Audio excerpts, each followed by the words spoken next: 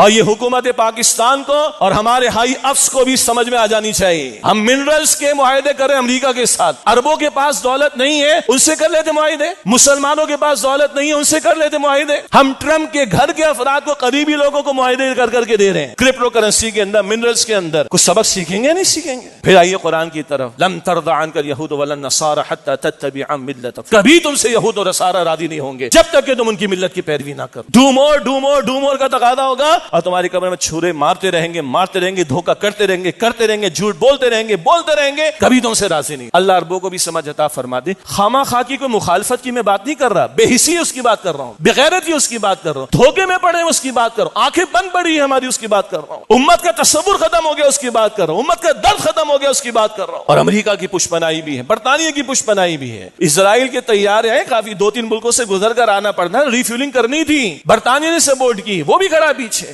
اور دو کے برطانیہ کے اندر لوگ کھڑے ہیں وہ برطانیہ کے خلاف کہ وہ اسلحہ جو یہاں سے بن کر جاتا فیکٹری بند ہونی چاہیے. وہ عوام کے جذبات تو ہیں. عربوں کو اللہ کرے کہ سمجھ میں آ جائے اور مسلم امہ کو اللہ کرے کہ سمجھ میں آ جائے.